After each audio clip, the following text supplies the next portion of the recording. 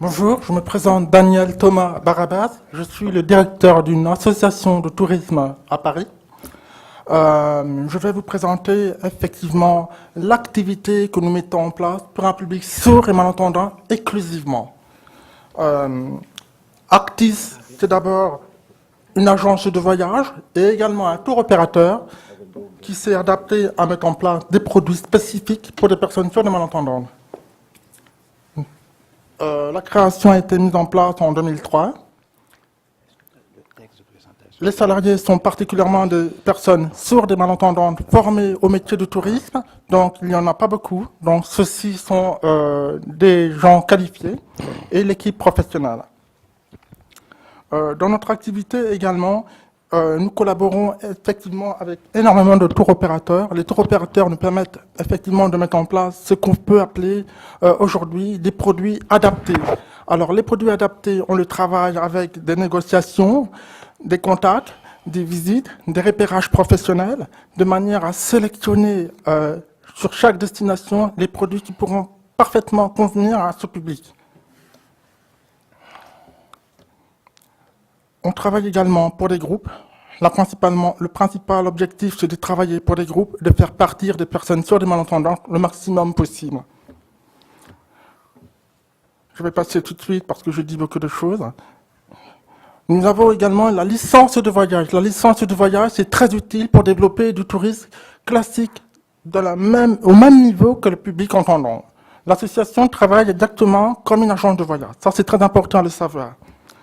Je vais faire un rappel très rapidement sur les chiffres sur la surdité en France. En France, il y a effectivement, à le savoir, 6 millions de personnes déficientes auditives. Je dis bien déficientes auditives parce qu'il y a toutes les catégories de surdité, moyenne, profonde, sévère, etc. On va voir qu'il y a quand même aussi 40 millions de personnes qui sont touchées par la surdité en Europe et également 360 millions de personnes concernées dans le monde. Effectivement, ça fait quand même un volume très impressionnant.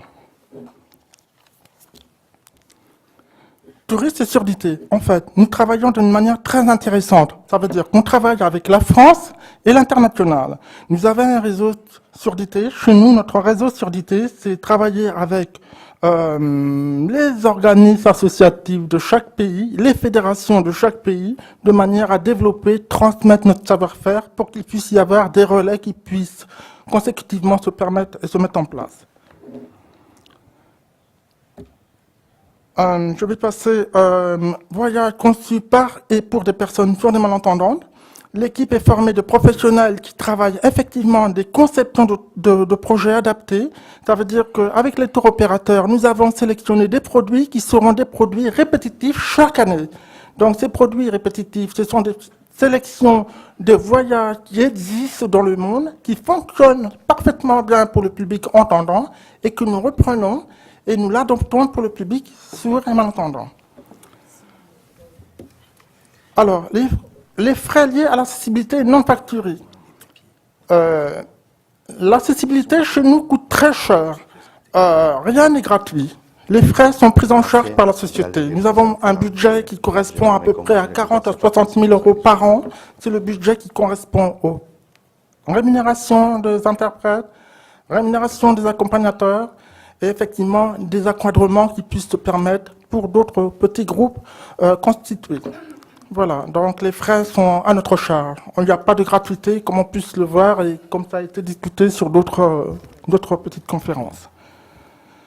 On va revenir à la conception des voyages qu'on appellera le package. Nous, ici, on dit l'inclusion. Chez nous, on dirait d'abord package adapté et l'inclusion, en fait. Le package adapté, c'est une sélection d'un produit. Qu'est-ce qu'on va inclure dans ce produit? On va inclure simplement le besoin à adapter pour les personnes sourdes et malentendantes. Il n'y en a pas plusieurs, il y en a 2 ou 3. Il y aura besoin toujours d'un traducteur de langue des signes, d'un encadrement accompagnateur et d'un aller-retour de la société. Il y a toujours un accompagnement spécifique.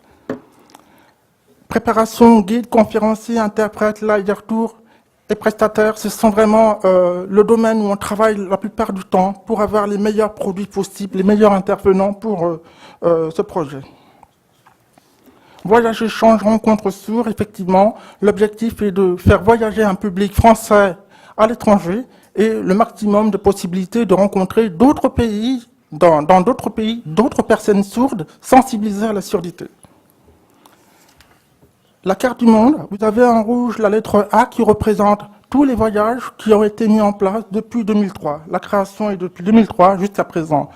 Il y a un certain nombre de destinations qui sont reprises chaque année parce que c'est des destinations phares qui fonctionnent. Je veux dire, le plus loin, la destination la plus éloignée, c'est les Philippines. Après, vous verrez qu'il y a le Danemark, la Suède, la Finlande, la Pologne, le Canada, le Maroc, etc. Ce sont des destinations qui sont répétitivement mises en place chaque année. Mais ces destinations, aujourd'hui, depuis 3 ans, nous avons mis en place ce qu'on appelle une norme d'accessibilité. Ça veut dire que nous avons sélectionné des endroits spécifiques, des hôtels spécifiques, des accompagnateurs spécifiques de chaque pays, avec chaque fédération nationale de sourds, du pays pour pouvoir avoir les guides locaux. Donc, ce qui dit que nous avons un réseau d'interprètes, d'accompagnateurs et de guides de chaque pays qui sont à notre disposition. Donc, dès qu'on va, par exemple, je vais donner un exemple, venir au Canada. Si nous venons au Canada, nous allons nous rapprocher auprès d'une institution canadienne qui œuvre vraiment pour le public sourd et malentendant. Il y a 2 ou 3 personnes ici, donc c'est elle qui sera en mission de gérer le groupe, l'encadrement du groupe, les visites du groupe, les conférences du groupe, etc., etc. Je vais passer. Zoom vidéoconférence, projection inclusive 100%. Effectivement, le public sourd, qu'est-ce que c'est? Le public sourd, si vous leur mettez un document de presse, un carnet de voyage avec énormément de lecture, ils ont beaucoup de problèmes au niveau de lecture, au niveau de sensibilisation et de la compréhension.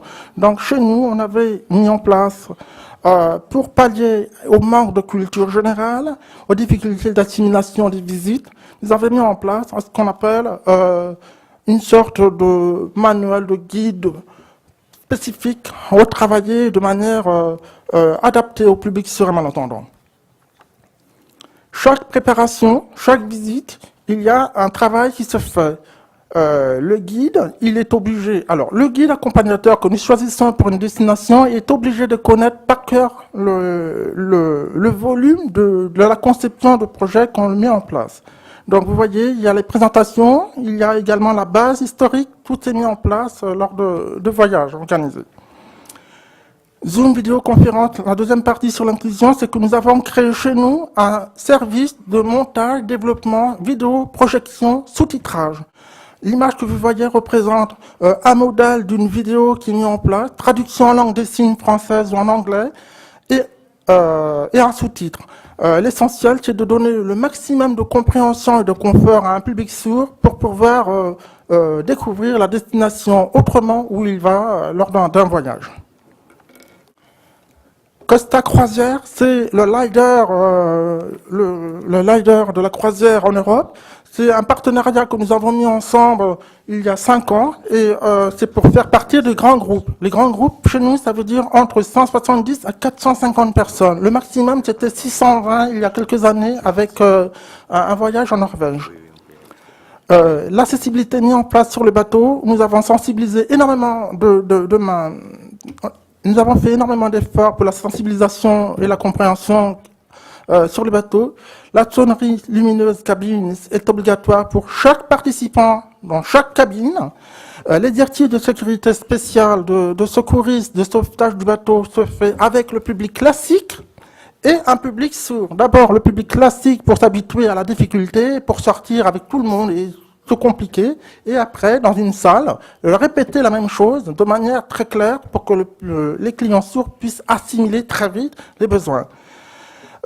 Sur le bateau, nous sommes effectivement un professionnel du tourisme. Nous avons également notre plateforme, notre bureau, etc. Et on peut répondre aux clients dans tous les besoins qui sont nécessaires. Nous avons un site internet, vous avez les informations, nous avons Facebook, Skype, YouTube. Là, je ne pourrais pas vous montrer quelques vidéos, mais en fait, sur la partie YouTube, vous avez tous les montages vidéo de chaque destination du monde que nous avons mis en place, en sous-titres français, anglais et en langue des signes. Voilà, c'est déjà l'essentiel. Notre projet aujourd'hui, c'est de continuer à développer un web, un portail unique web, 100% adapté pour un public sans malentendant, qui a été déjà commencé depuis maintenant 1 an. Et effectivement, ce portail nous permettrait d'avoir les larges choix de destinations du monde, mais également des domaines qui sont déjà labellisés, reconnus, etc., qui permettra au public sourd d'avoir déjà une fiche ou une liste d'un réseau existant adapté pour eux, et tous les autres qui sont pour tout public, parce qu'il y a aussi des personnes sourdes autonomes. Donc les personnes sourdes autonomes et les personnes avec d'autres déficiences n'ont pas les mêmes besoins. Voilà, j'ai été très très vite et nous arrivons à la fin, je vous remercie. Merci beaucoup. Je sautais quand même quelques exemples pour vous dire pour tourner. Oui, oui. Merci beaucoup, Monsieur Thomas Barrabas. I would like to be a little bit polemic, as I'm working in the field of accessibility maybe already 30 years ago. And what I face is that many organizations of people with a concrete disability try to run activities, many times successfully, like you have been showing, and also trying to convince service providers to make the services and the products, let's say, more accessible for their community. But I used to see that people using wheelchairs, having their own vindications, deaf people saying, yeah, and what about us? Blind people saying, and us, we are also there and we need accessibility. And let's say, while the professionals working in the field of design for and accessibility are usually looking to raise the level of accessibility for everyone, I have the impression that the organizations look at their own interests, maybe losing the opportunity to have a better strength, more convincement capacity if they were unite, requiring, let's say, accessibility for all instead of accessibility to my, let's say, own group. Feel free to react on my provocative comment.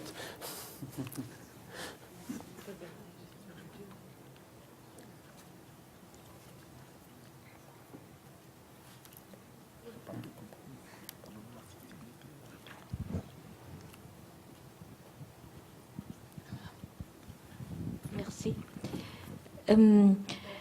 Votre proposition est évidemment tout à fait recevable, mais il se pose forcément toujours le même problème. Je pense, pour atteindre le design universel, il faut être conscient à la fois des potentiels, des possibilités d'usage de tel ou tel groupe ayant des déficiences. Donc, avoir conscience des données ergonomiques, aussi des données cognitives, pour atteindre les possibilités pragmatiques. Et ces données, la plupart du temps, ne sont pas forcément examinées avec une réflexion théorisée, si bien que ces groupes qui réalisent des dispositifs pour les uns et les autres pensent uniquement une partie, pensent de manière partielle. Ce qui serait tout à fait important, je crois, c'est qu'il y ait davantage d'études qui mettent en place les critères réels d'usage, encore une fois tout à fait pragmatiques, pour permettre aux uns et aux autres de fonctionner. Et précisément, les critères concernant ces usages devraient être acquis par les designers, par les fabricants des divers objets de la vie courante, ou de la vie culturelle, ou de la vie exceptionnelle, etc. Et faire en sorte que si on produit un siège, eh bien, il faut qu'il soit utilisable par X, Y, Z. Si on produit un objet ou un outil de communication, et qu'il soit également de manière plus transversale. Simplement, une toute petite chose, par exemple, pourquoi produire constamment de la documentation d'information en petits caractères, alors que l'on parle tout le temps du vieillissement de la population. Combien de fois, moi, j'entends des gens qui ne se disent pas handicapés, ils disent, mais pourquoi écrivent-ils si petit, je ne peux pas lire? Pourquoi ce contraste est-il si faible? Je ne peux pas lire. Ce sont là des données simples, des toutes petites données. Alors, il y a tout ce problème du web que monsieur a soulevé, ce problème du web avec les usages. Il y a des 36 000 recommandations WAI, etc., etc., etc.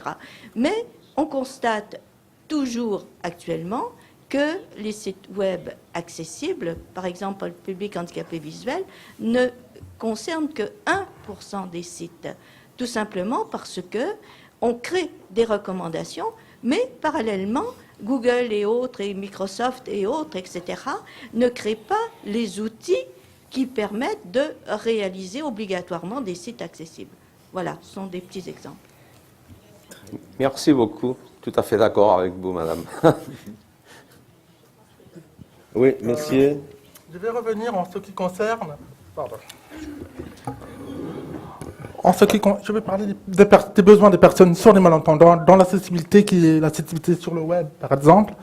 On n'a pas tous les mêmes besoins. Il y a les devenus sourds qui fonctionnent d'une manière, il y a les sourds seniors qui fonctionnent d'une manière. Chaque communauté, on va dire, a son web, sa façon de communiquer avec son propre public qui est touché d'une surdité plus ou moins profonde. En fait, pour créer un site web accessible, universel, en France, on a déjà commencé. Il y a certains musées, il y a certains établissements qui ont essayé de mettre en place des sites qui soient parfaitement aussi bien visuels pour les malvoyants, avec des couleurs qui changent, etc., et du sous-titrage. Mais on n'est pas encore arrivé à mettre en place des sites web parfaitement bien en place, en fait. Il y a quand même toujours des choses qui sont faites et qui sont nouvelles, etc. Nous travaillons sur la création d'un portail web touriste 100% adapté ou adaptable. On va faire l'un et l'autre. Ça veut dire que nous allons essayer de mettre en place des fenêtres de traduction en français, en anglais, etc., sur des produits que nous avons sélectionnés pour l'année générale, l'année globale. Donc, c'est tout un travail. Est-ce que ça va vraiment répondre aux besoins de certaines demandes? Je ne sais pas. On va le tester, on va le tenter. En fait, l'adaptation aujourd'hui, l'accessibilité, l'adaptation, c'est toujours très difficile. Merci. Madame, si vous vous présentez vous-même. Oui, Annette Masson, Association Tourisme Handicap France.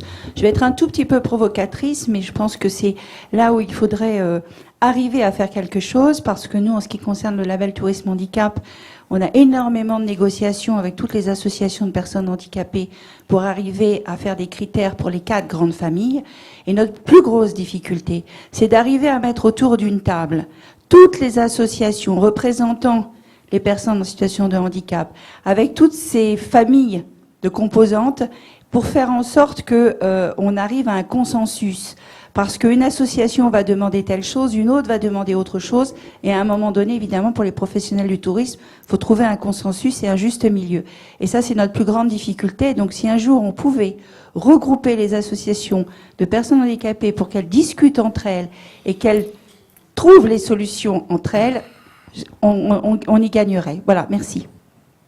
Oui, vous avez la raison. Disons que si le monde c'est parfait pour moi, c'est bien sûr que ce n'est pas parfait pour les autres. Donc, si je suis une personne, si ce n'est pas parfait pour les autres, c'est également imparfait pour moi. Donc, on doit, disons, être flexible et essayer de trouver des concordances. Oui. Je voudrais rebondir à ce que vient de dire Annette Masson, Évidemment, les associations de personnes handicapées sont des regroupements de personnes. Et chacune de ces personnes fonctionne et réagit et pense forcément par rapport à son propre vécu. Donc ce qui manque la plupart du temps aux associations de personnes handicapées, c'est cette réflexion fondamentale, c'est-à-dire un certain recul, une capacité d'analyse pour mettre en place des critères qui peuvent devenir plus généraux. Et c'est là où on a vraiment besoin de travaux universitaires qui se penchent sur ces questions et élaborent ces fameux critères de manière non pas à construire des compromis, mais tout simplement à mettre au clair, à mettre à jour des outils qui permettent aux uns et aux autres de mettre en place des dispositifs qui soient utilisés par le maximum de personnes. Ce sont des questions ergonomiques, ce sont des questions cognitives et arrivé à un certain moment, quand on veut travailler de manière professionnelle, il faut arriver à dépasser les ressentis pour aller précisément vers des analyses pragmatiques. Oui. Oui, merci. Tout à fait raison. Oui, c'est curieux parce que en plus les choses évoluent.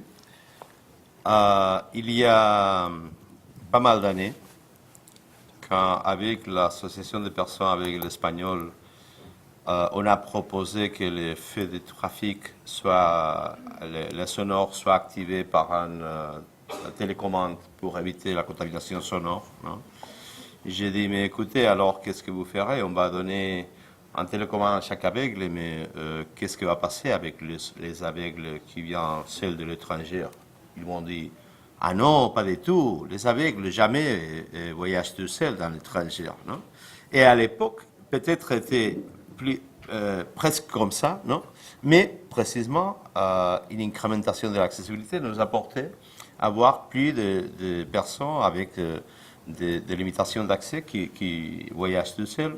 Et donc, on doit changer également les paramètres. On doit, disons, chaque fois, élargir les critères de conception universelle, les critères d'accessibilité. Non? Et c'est pour ça que je regrette qu'on utilise le concept d'accessibilité totale, accessibilité pour tous, parce que, disons, on peut toujours améliorer l'accessibilité, mais jamais on va arriver à être parfait, parce qu'on doit améliorer constamment, parce que, ça c'est exactement la base de l'accessibilité, c'est arriver à cette énorme diversité humaine. S'il vous plaît. I just wanted to say one thing about the various folks with disabilities of all sorts getting together. There are a couple of great organizations in Montreal. One of them is the Women's Action Centre, I believe, and there are all sorts of disabilities represented there. And there is another one, the Action Centre, and then there's another one, the Women's for handicap, different handicaps. It's a women's centre as well. And they enjoy each other's company. One year they gave a show and brought in all the different disabilities, and they had an art show, and they also had a theater type thing that brought in they had dancing. A lady in a wheelchair was dancing. They do bring this together. There are two groups that I'm aware of in Montreal. Il y a une autre question? Yeah.